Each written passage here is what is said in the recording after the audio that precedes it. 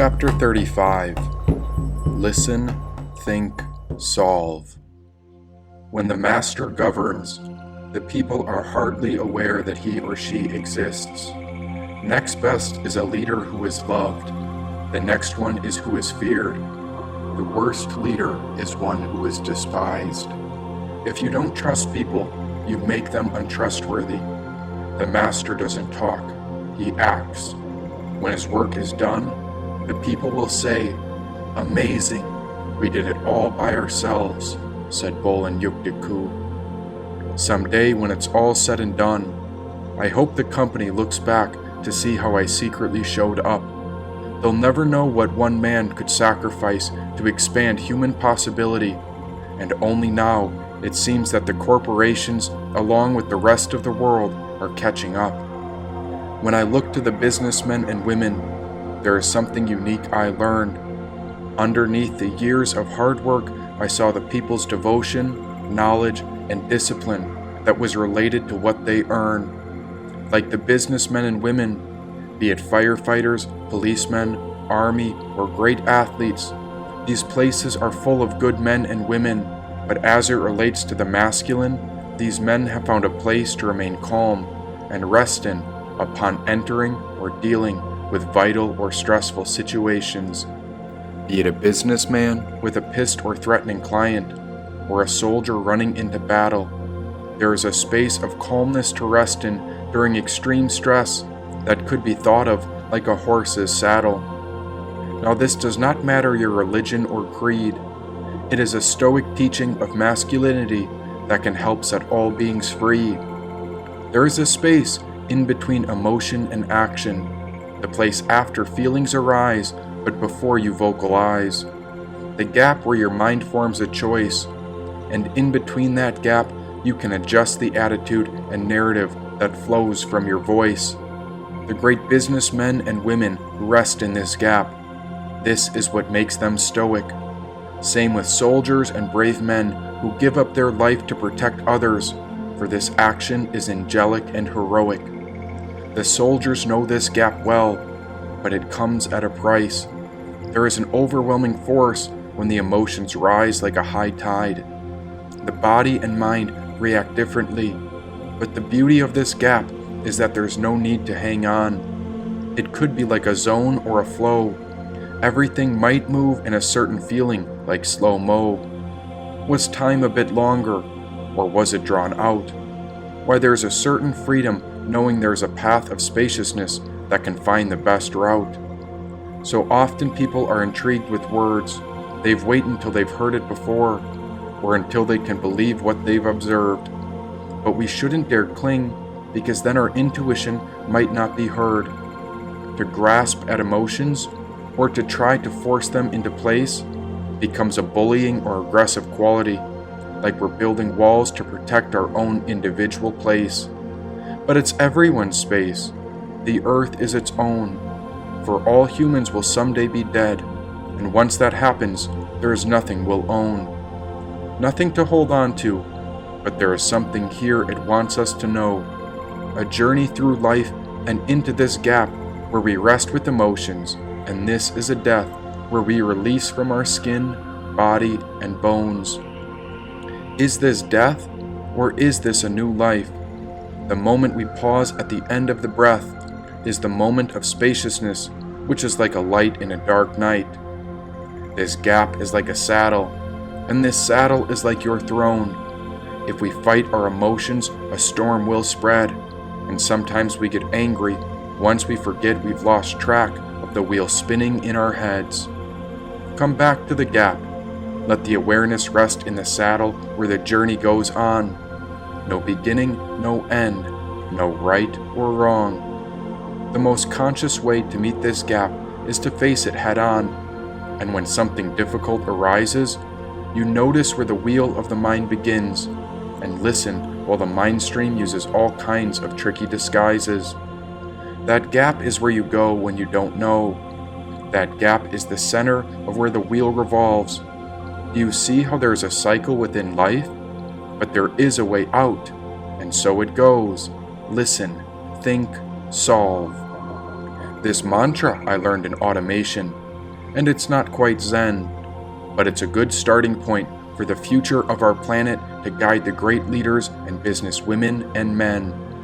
I also learned that it's better to ask for forgiveness than to ask for permission. Of course, I've made mistakes, but there was no mistake when I followed my intuition. Listen and observe. That's a Stoic's first step. When I examine all the men in the brave and mature masculine, this is the place they discover beyond what their own ego might expect. Listen to what is happening. Observe one thing at a time. Focus on the moment, then understand what is happening and see what you can find. Distractions will arise, and so many thoughts will pass. Listen, then think. Surely a solution will arise at last. Listening creates a gap, and the Stoic business women and men know this as their map through the day.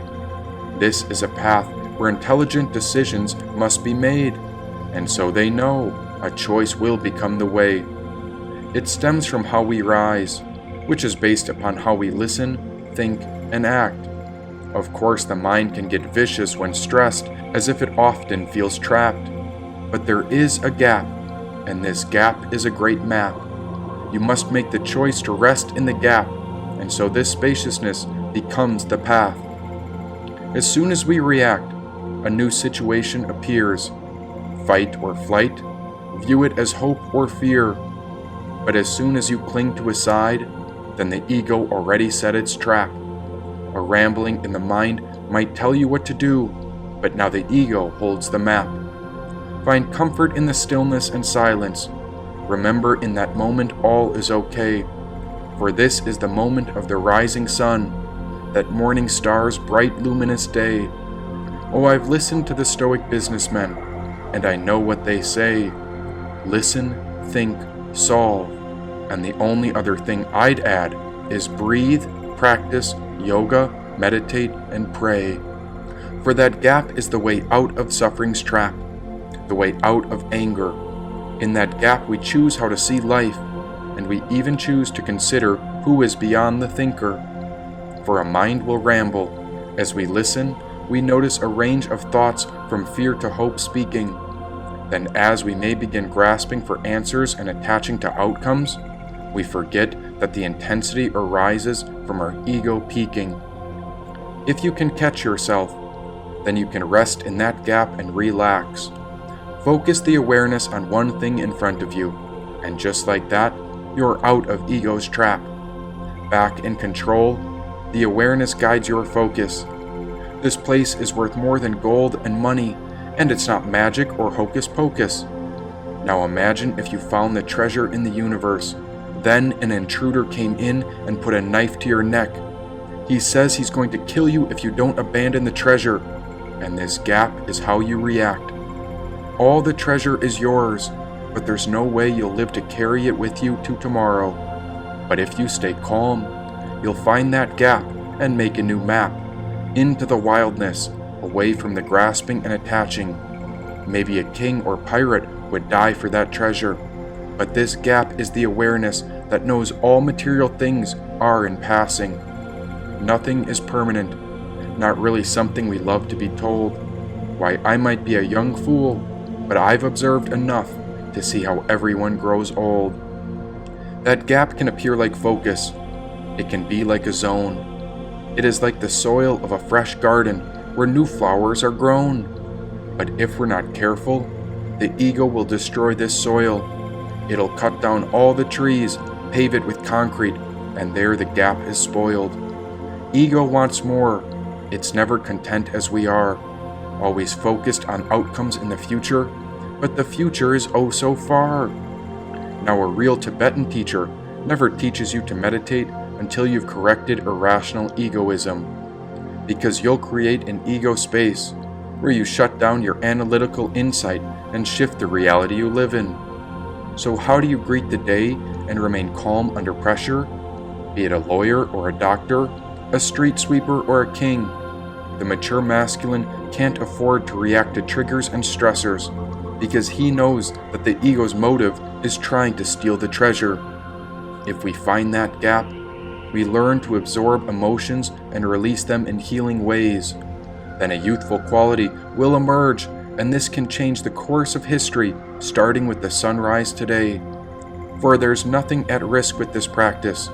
It simply holds space to observe, not accepting or ejecting, just a practice of listening to what is being heard. Listen to leaves and plants. Listen to your client's goals, problems, and needs. Watch wild animals, then observe forests, mountains, and just pause to truly see. Stop to enjoy the moment. Go find that gap. For within this presence is the treasure, and once you sink into this moment, then you have the righteous map. When I departed from the order, I bowed to Bolan Yukdikku when I realized the black cat had been following me all along, tagging behind me like a shadow. It was his gentleness that made us so strong. Bolan Yukdikku carried little, for all he needed was to wait behind the light. Why, he was always looking out from within, and that's how my intuition had such incredible sight. Why, I was a fool to think one person could save the world, and now I found that gap to remember, yes, we can. Why, if we come together and find that spacious place, we will flourish upon this earthly land. And I'll tell you what, remember when I said I saw aliens looking around? I just remembered that they're waiting to show us technology we've never seen, but not until we put down the guns. This is not rocket science. It is pure curiosity. This goes beyond race, gender, and creed. This wisdom makes up all religious text, art, wisdom, and philosophy. Wonder drives the world, and this wonder is worth settling down for. Once we put the weapons down and we rest in the gap, then we'll wonder what we fought so long for. That's when the secret technology arrives. That's when the people of this earth celebrate for thousands of years while all beings thrive. That gap is the same place we leave this world from, and it's also the place where our spirit first arrived. To be in this gap is to rest in sacred space. While we are still connected to the 6 realms of existence, the gap is accessible to all, where we can settle into one common place. All of us contain tremendous energy, and so we must search for this gap where we rest. For everything that happens is a teaching that often appears like a curious test. But what's the hurry? Why is everyone rushing around? Respect the earth, and all honest revelations will be found. The earth starts to flourish, and the weather responds back in proper time. For then the climate is pure, and healing is what we are left to find. There is a gap, and it is our map. This starts by listening. Yes, who is the one hearing this? Yes, you. And there you are, connected to the intuition. Are you the emotions and the body, or are you the layers over the mind? Are you the blood and skin cells, or are you the pure awareness that rests behind? Yes, you are in that body, the one who looks and listens back. And if we wait in that gap, then we remember there's no need to attack. But here's the thing, as the emotions rise, there is intense energy and consequences that this intensity brings. Like pumping a light with current, a volatile force begins to emerge, and from this, an angelic or demonic quality can surge. A will to destroy everyone, or a will to be a protector with bravery and glory. But in that gap, you decide who you are when we remember that we are the characters or avatars of our own story. You could climb beyond your primal instincts and live at the level of man. You could use the mind as a tool to be godlike by resting in this gap and following discipline, action, and hard work as you map out your life plan. We can be rigid with our thinking, as if we ride upon a well-trained horse. We are then using this energy to move faster, and so we can become a powerful force. Just as this opening arises, we feel immense authority and power. This could lead us to become a jealous idol, or will we flourish, or will we be overpowered? As soon as we fight or become jealous, we sink back down, back to the regular humans where conditions are not as classy or renowned. But if we let go, and we release the clinging and grasping, If we rest in the gap and learn to be still without reacting, then we begin to manifest, and this is what the New Age calls attracting. Not pushing or pulling, just letting things be as they are, present in the moment and polishing the mirror of the spiritual self until it's reflecting the sun like a bright star. We are always resting somewhere, be it fear, hope, bliss, or weather like rain. We are in the middle of an experience, and if it gets too intense, the mind can shift and say things that make us wonder if we've gone insane. The mind reacts to energy, and if we can process it correctly, then the mental circuits do their work. But if we're overwhelmed, all sorts of strange and neurotic behavior pour out and are purged.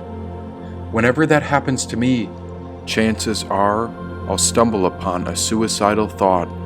I interpret this as layers of my mind, body, or emotions becoming exhausted, and so it's an extreme reaction to stress when I'm caught tight in energetic knots. When energy builds, we can feel it stuck in our body and mind. We can use medicine and doctors to try to solve this, or we can rest in the gap and look deeper to see what we can find. It's in that gap that I found the place where the narrative can be rearranged. I owe this discovery to the Stoic businessmen and women of the order, for it was they who taught me not to react with anger when the mind can be changed. Let us remember that nothing is permanent, and the source all energy comes from is totally the same. The businesses and industry are the veins of humanity, and now we are opening our vision to a brand new lens. For who are we? We are one in the same, rising to the future where the secret technologies are reclaimed. For those who believe in God, let us rediscover the tools of the infinite. There are beings within the seas and above the skies who have gone far beyond us. There are capabilities we cannot fathom, because these are things the mind cannot yet know. It was not human labor that built the Great Pyramids, and God is not a man in the clouds. It is a life source that grows. Listen, think, solve. Know that non-violence is the way. Adapt, but be careful when you react, because once an action becomes permanent, by the Sutra of Dependent Origination, a reaction will be coming your way. It is not magic, but if we remain calm, then there is much more we can learn, and from this we find a blissful state that goes beyond what wealth can earn. This is what makes us free. It's who we were designed to be. But once the ego builds its walls, fear can lead the mind to atrocity. Find that gap, which is our map, and there you remain calm. Allow things to settle before you react, and there we find much time to take a look around. Can the people live like this? How much more can the earth take? With so much suffering in the world, surely our ego is going to fall and break. We are learning to love the world. We are remembering how to hold space. For this is our home. It is our tomb and also our sacred place.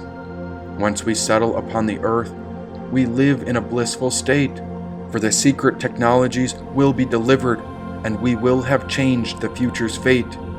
Great! Now what will you do? Said Bolan-Yuktik-Ku.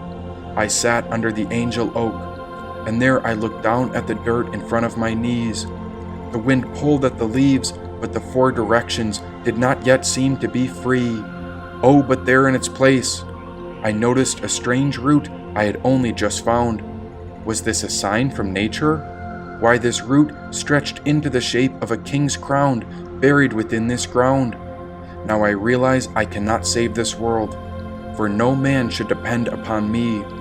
We can come together and save all beings, and the only way this happens is when the industry comes together to support all people's, creatures, and plants' needs. First, we should work to fulfill basic needs, like food, water, warmth, and rest, so that we are all nourished properly. Then we must meet safety needs, like health, shelter, and security. These needs should be given to all humans as well as to the wildness and creatures. Until these basic needs are met, there will never be a perfect law or set of procedures. Once these basic needs are met, we grow into belongingness and love. This includes friendship, intimacy, family, and a sense of community and connection. Upon this, we raise ourselves higher with esteem, respect, strength, and freedom. And upon these self-fulfillment needs, we build ourselves toward self-realization. This is the total potential and can be seen as the pinnacle of our entire civilization. Ah, so! Now you've come to a point where you see the peak. Soon we'll outline how to climb to get there, and this is the journey our soul has come to seek, said Bolin Yuktiku. For the sake of our survival, and for the sake of life upon this very earth, the industry and man must ascend to the peak of this pinnacle, since this is the very point of our human birth. We are here to lift each other up higher. We are here to bring the world to look out from a higher plateau. And how will we do this? Asked Bolin Yuktiku. We will grow. Ah, so. Now we know, said Bolin Yuktiku.